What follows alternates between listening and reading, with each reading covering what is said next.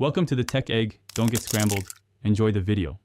First, confirm your Pixel 7 supports eSIM and dual SIM functionality out of the box. Next, check that your carrier supports eSIM activation and has provided an eSIM QR code. Also confirm your phone is unlocked and ready for a new profile. Make sure your device is updated to the latest Android version before you start. Finally, connect to stable Wi-Fi and charge your phone to at least 50% to prevent interruptions during activation. Open Settings, then tap Network and Internet and choose Mobile Network to start eSIM setup. Tap Add Carrier and select Use QR code when prompted to add a new plan. Use your camera to scan the carrier eSIM QR code and follow the on-screen prompts to confirm activation. Wait for your carrier to provision the plan and ensure you see service bars.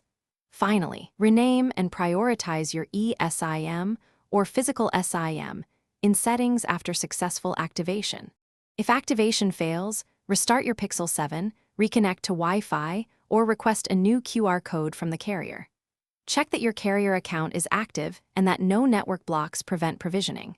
Use settings to switch between eSIM and physical SIM and to set the default for calls, texts, and data. You can test by making a call or using mobile data.